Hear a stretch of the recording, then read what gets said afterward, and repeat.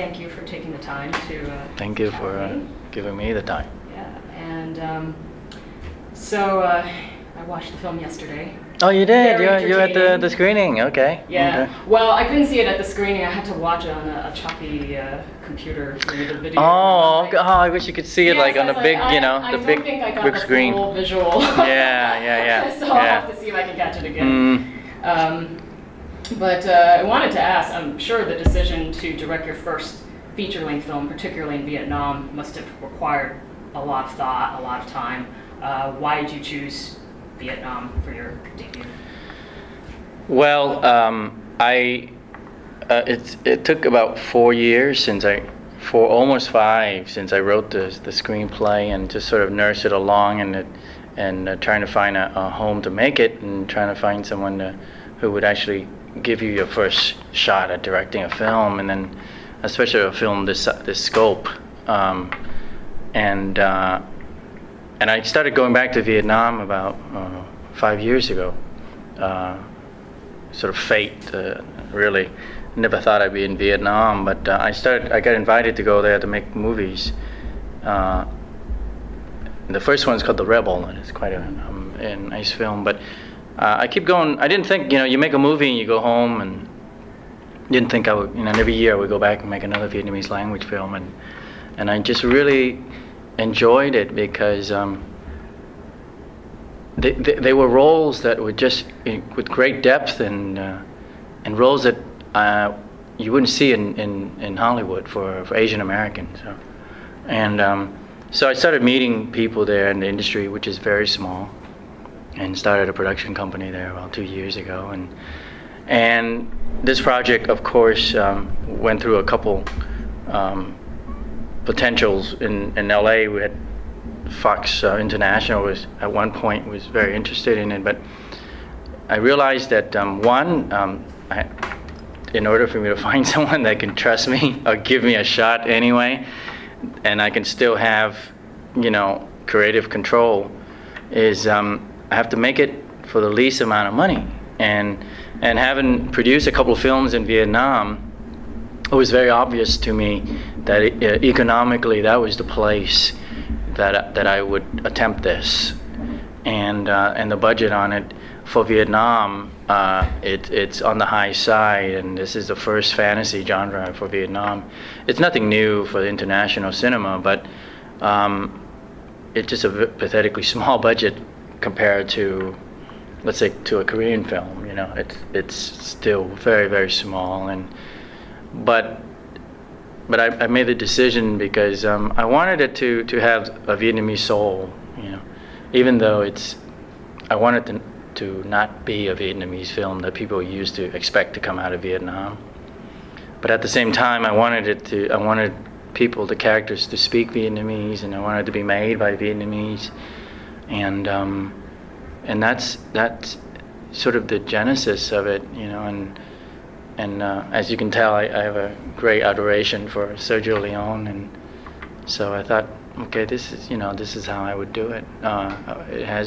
It was extremely difficult to make because the infrastructure there is not quite set up yet for a film this scope. But considering that, I'm very proud of a lot of the technical stuff that we pulled off, and I had a terrific costume designer from Los Angeles that I begged to come and work on this for nothing.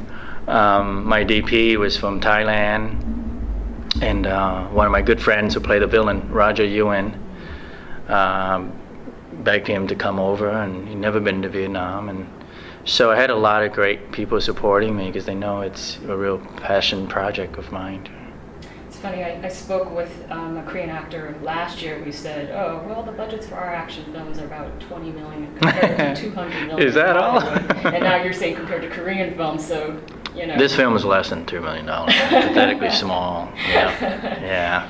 Okay, so 90%. One thing that struck me about the script and the cinematography is, you touched upon this, there are several different genres. It's hard to kind of classify. I mean, it's an action film, it's a fantasy film. There's a bit of, religion and philosophy. There's Western. Why did you decide to mix it all up in this particular script, and how did you come up with the idea? Well, as I mentioned, my strong love for Sergio Leone, and particularly Once Upon a Time in the West. I adore that movie. And then I had this idea I wanted to do a film that explores the role of a man in society, or in other words, what society think a man should be, and what society thinks a hero should be.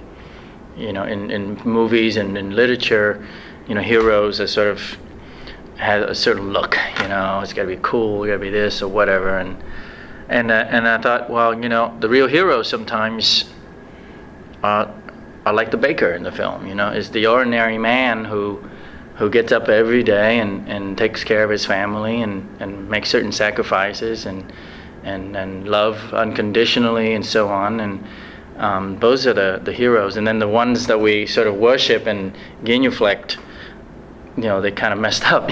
They're not perfect, and they don't want to be perfect. They yearn for a normal life. And so I thought, okay, maybe I mix them together, because if I just do a drama about this, it's hard for me to raise money, and maybe only 20 people will come and see it. But if I set it in this sort of fantastical, very fantasy, manga mixture, things that I adore growing up, it'll make it a little more interesting to watch. So and then a bit of Buddhism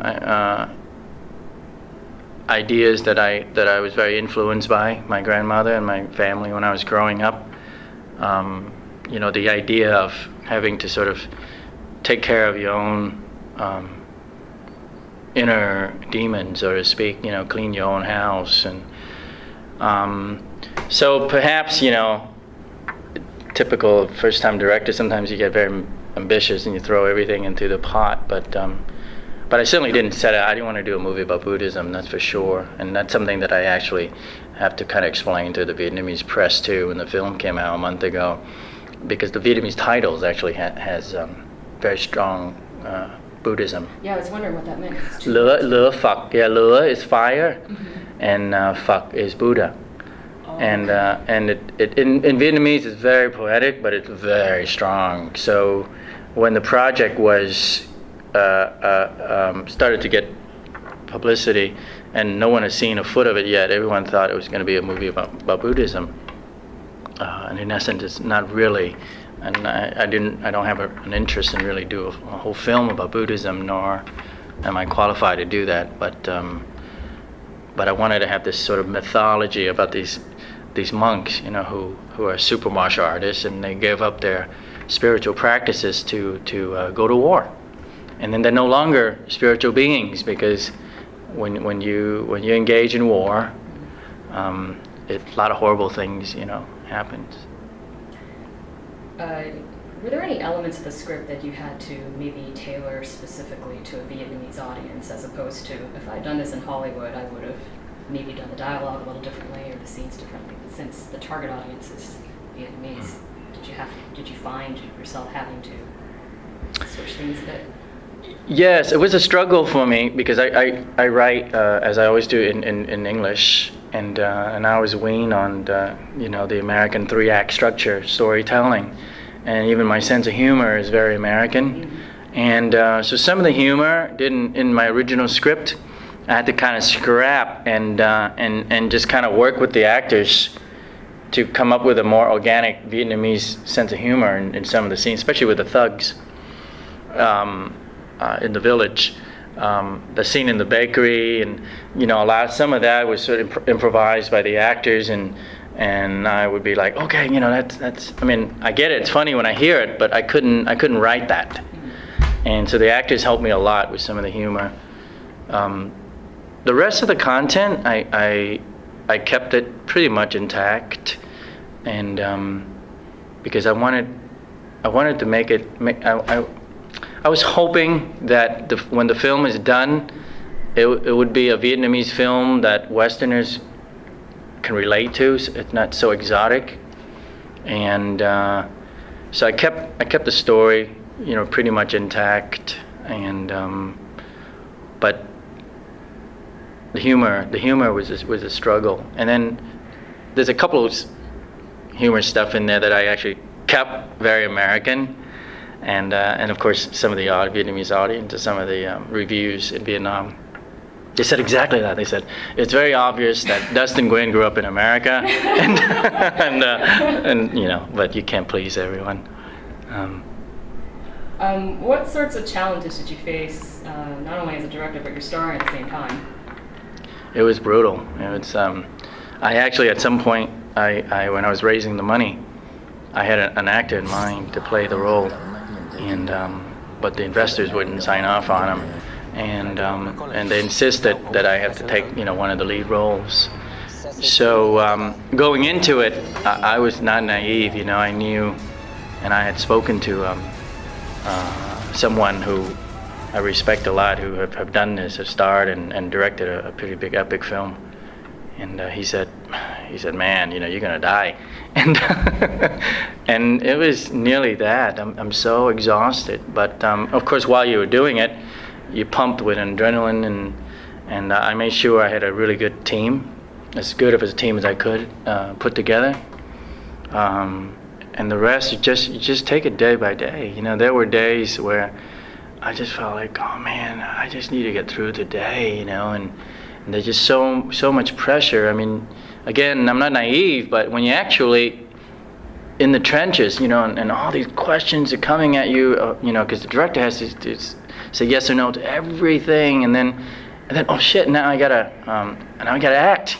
I forgot, now I gotta act, right? So, I mean, it's bad, it's like, oh god, now I gotta act. Okay, so I switch it up, switch the director thing off, turn the acting thing on, and hope for the best, So you had not intended to take a role at all. You just planned to focus on the... Yeah. It became very clear to me that it was hard to cast it in Vietnam. Someone who, and I wanted to also find actors who actually would do their own fights as well, and all the main actors in my movie, including the Veronica, the lead. We double her for some scene where she, gets smashed into walls and stuff. She has a dance background, right? Yeah, she was one. I think you agree. She's wonderful, and she did another movie, The Rebel, where I met her. Oh, okay. Yeah, I didn't see her. I saw her in The Clash. Clash, that's right. Yeah, she did. So she has some training, and she worked really hard, before this. And so I wanted, the challenge is to find an actor that fits the role and can actually do the action, to my satisfaction, where I didn't have to cheat with camera angles and with the risk of it coming out wrong, but it always sort of ended back, to a few people, and one of them is me, and then you get the pressure of the investors going, well, you need to take one of the leads as well, and but if I had my druthers, I wouldn't do it. I wouldn't do it. Can you address some of the visual effects that were used in the film? I understand that's uncharted territory. Yeah, that was scary. I have to applaud, my partner Kantana from Thailand, who handled all the posts as well as the CG. And on a very limited budget, I demanded so much from them. And I was also, I had no illusions, I mean, we're like this tiny little film, and I didn't want it to be a CG-driven film. There's no way we could do it, nor should we do it, because we just can't compete on that level. You got $40-50 million American films, and still they don't get the CG right, because we're so used to seeing great CG now. And so I was just hoping, okay, I need CG here for sure, because I need to make it fantastical, but at the same time, I don't want to do it big, and I just want it to be acceptable CG where people don't cringe and go, ooh, and if I can just get that, I'm happy, So I didn't have, I didn't go in with like grand ideas with CG. It was very well planned in pre-production, because this is the first time I worked with CG, and so it was really scary, because ultimately you're not sure what you're gonna get, because you don't know until you go into post. and then they start showing it to you the first phase or two, and then you're kind of like, okay, I kind of see what it looks like, but what is it really going to look like, and then when you get it, of course, it's never, you're like, wow, no, can you change this, can you change that, and I just drove them crazy, and literally to the last 11th hour, we got worked on the CG, and but overall, I'm somewhat, I don't think it's cringe-inducing CG. I stopped at cringe-inducing. Like, the movie was great, and then they showed the explosion. I thought, that's too bad. that was the toughest CG. I mean, that was the one where they worked on it and worked on it and worked on it, and at some point you're just like, oh, okay, it is what it is, and but I'm not even sure if we had more time and more money, how far it will go, unless you start to get up in the 180 million, $100 million territory. But yeah, that was the scary part. I have to say, of all the elements in the film, I was worried about a lot of things, but that was the one element that I worried the most, because it's out of your hands, Like action, I never worry about action. I mean, not to sound arrogant, but I knew exactly what kind of action I wanted, and I know I had great actors who are great martial artists, and we had 3 months of prep and staging the fights and video, prevising it. So I wasn't scared of that. I know, I wasn't scared of the costume. A lot of the stuff I could control, but the CG stuff, you're kind of like, okay, you're kind of like helpless. Yeah, the director can only do so much. Yeah. But if the future Vietnam films were to use, CGI, would they have to continue to rely on foreign talent to do so, or is there some local? No. They're in all fairness, there are, I think, 1 or 2 local, but they're not at that level yet. One of these companies, I believe, get outsourced from Hollywood films, but they outsource things. They're very basic, CG, like many layers in CG work, and usually they meaning the Hollywood films. It's not uncommon they outsource the preliminary CG stuff, like building the models and things like that. But the real details CGs are still done by the big guys. The layering and what they call the composition, which is really where it is. I read in a past interview, it's around the time when you were filming, I think right after The Rebel, that you'd found the acting talent in Vietnam to be promising, but a little bit raw. Like, actresses had, very exaggerated.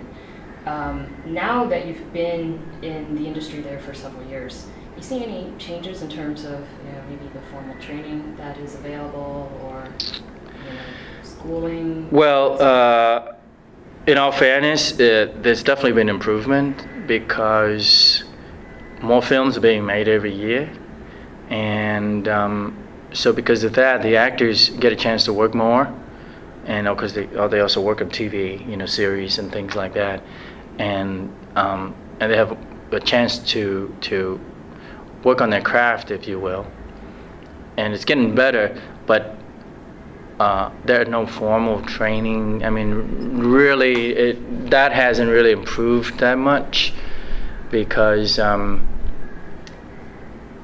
Vietnamese cinema is still relatively small, and there's not a lot of priorities being given to it yet. Unlike Korean cinema, for example, you can tell that Korean cinema went through a major change, and this major change was calculated and executed with a plan, and we don't have that yet, because I think the industry is so small. It's like a double-edged sword, Oh, it's just a small industry. Let's not, devote a lot of funds to it, or let's not, have some contemporary, formal training for the actors, and a lot of them just learn by doing, and unfortunately, sometimes you learn bad habits as actors, but like I said, a lot of the young younger actors now, you know, they watch American films and they're starting to understand that sort of the naturalistic style of acting. Now learning to execute that, you know, it's still a struggle.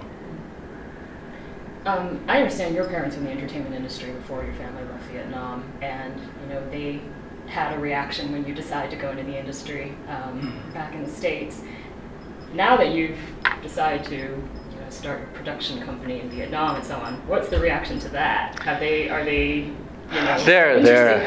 They're over it. I mean, are they interested at all? Are they immersed in the creative process that you're taking part in Vietnam? Actually, I think my proudest moment in Once Upon a Time in Vietnam is that both of my mom and dad are in the film. Yeah, my father played the bar owner, you know, the one that's sort of trying to buy up the bakery, and my mom, I begged her to do a little cameo as the school teacher who called the parents in and said, you know, your kid beat up other kids. And but my parents, you know, quite a while ago, they realized that this is my path and this is my passion, and so they don't hit me with, well, you're gonna get a real job, you know. I used to get that about once a month, but now, you know, every couple of years or something, my mom might say. Typical, you know, Asian parents. But no, they're actually very pleased that they never expected I would go to Vietnam and make films there, and so they're actually pleased. You know, they know I'm happy there creatively, and they like the films that I make, and I think that's important. And they feel like they know they can't convince me otherwise. But after all these years, you know, I'm still doing it, and I think they accept it. You know.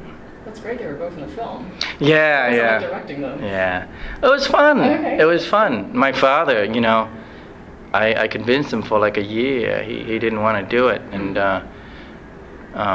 you know, he used to be a well-known actor in Vietnam, but he gave it up years ago. And so I just said to him as a dad, you know, I don't know if I'm ever going to direct another movie, and frankly, you know, you're not getting any younger, and I would love for us to have some memories together, you know, and show to my kids and your grandkids, and I think that was the one that, you know, that did it for him. He said, okay, I'll do it, you know. Yes, it's the reversal. No, it reminds me of a conversation I had with a friend. I said, you know, all our Asian immigrant parents are asking, why are you all moving back to Asia? We escaped for a reason.